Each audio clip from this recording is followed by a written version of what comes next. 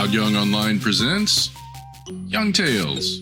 Tales for the young and the young at heart. Today's story,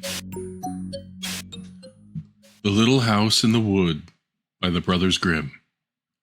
A poor woodcutter lived with his wife and 3 daughters in a little hut on the edge of a lonely wood. One morning, as he was about to go to work, he said to his wife, "Let my dinner be brought into the wood to me by my eldest daughter, or I shall never get my work done. And in order that she may not miss her way," he added, "I will take a bag of millet with me and strew the seeds on the path." When, therefore, the sun was just above the center of the wood, the girl set out on her way with a bowl of soup.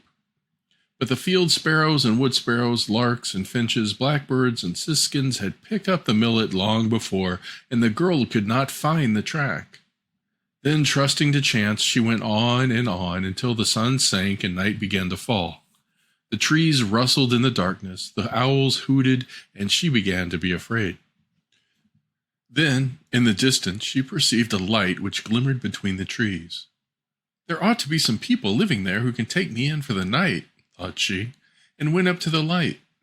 It was not long before she came to a house, the windows of which were all lit up. She knocked, and a rough voice from inside cried, "Come in!" The girl stepped into the dark entrance and knocked at the door of the room. "Just come in!" cried the voice. And when she opened the door, an old gray-haired man was sitting at the table, supporting his face with both hands, and his white beard fell down over the table almost as far as the ground.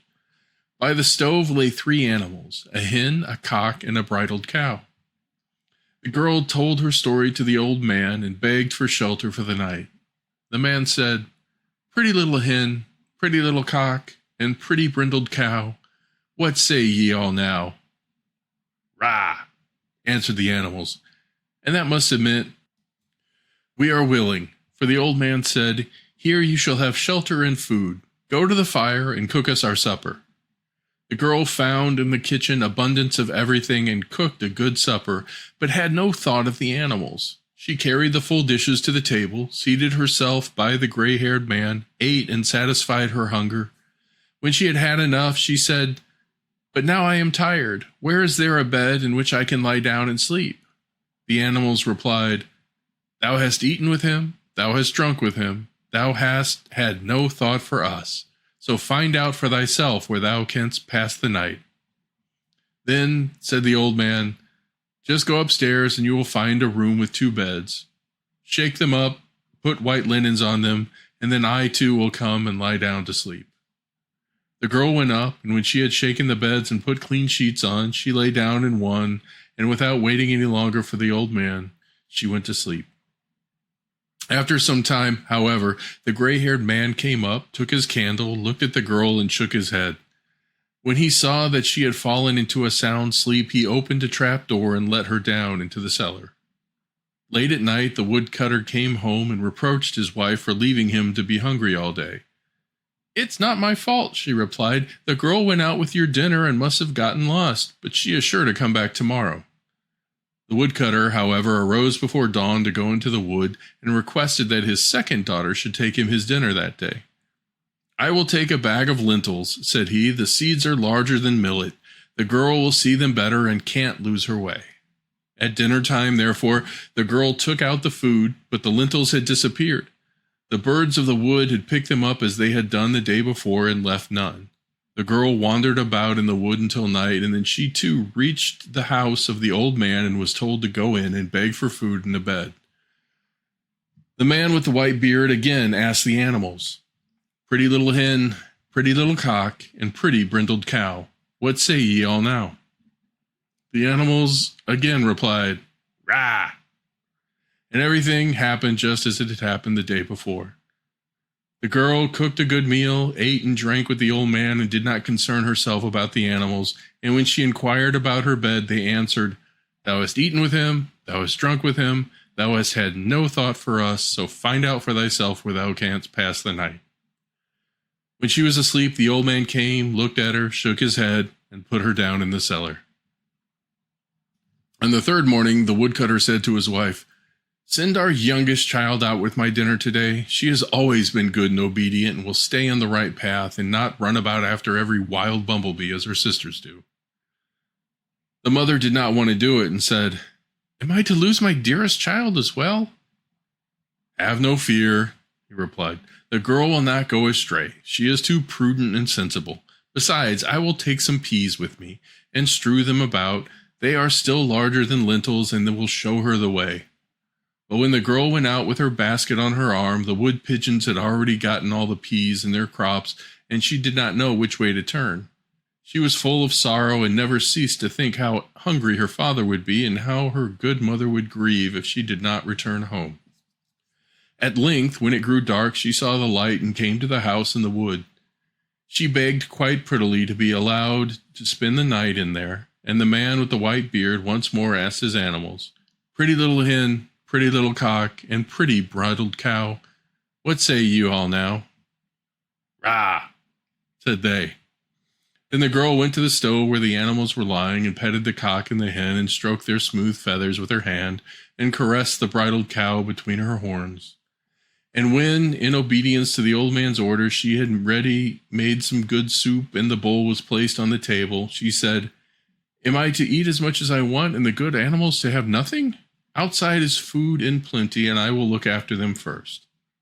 So she went and brought some barley and strewed it for the cock and hen, and a whole armful of sweet-smelling hay for the cow. "I hope you will like it, dear animals," said she, "and you shall have a refreshing draught in case you are thirsty." Then she fetched in a bucket of water, and the cock and the hen jumped to the edge of it and dipped their beaks in. They held up their heads as the birds do when they drink, and the bridled cow also took a hearty draught. When the animals were fed, the girl seated herself at the table by the old man and ate what he had left.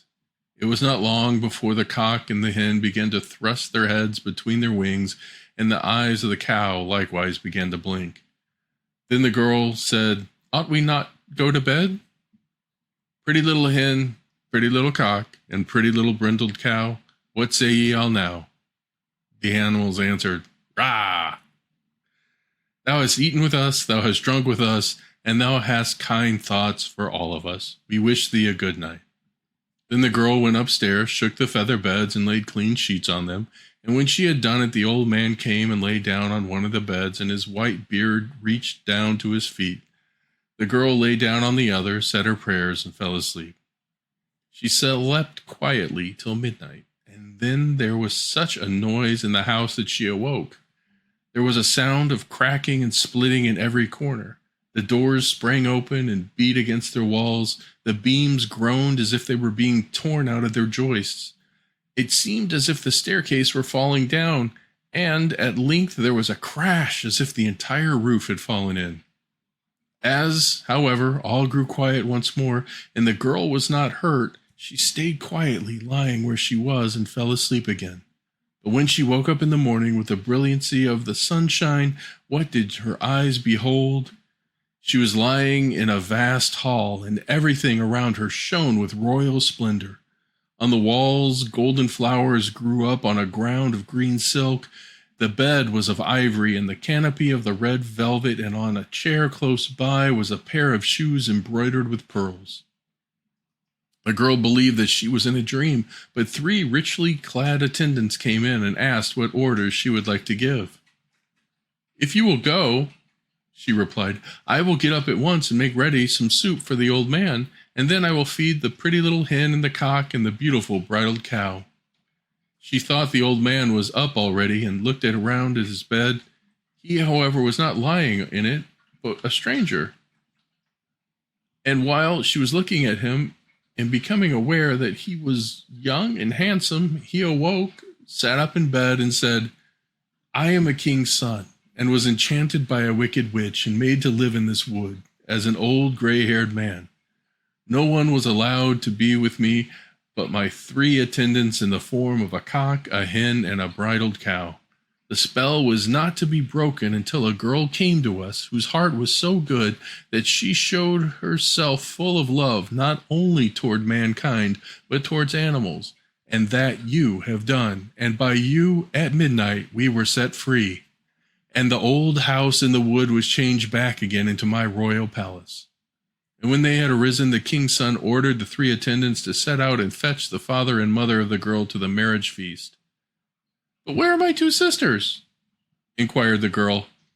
"I have locked them in the cellar, and tomorrow they shall be led into the wood and shall live as servants to a charcoal burner until they have grown kinder and do not leave poor animals to suffer hunger." The end. Young Tales is produced and narrated by Todd Young from Todd Young Online. If you enjoyed this, please like and subscribe and join us next time for another story. Thank you for your support.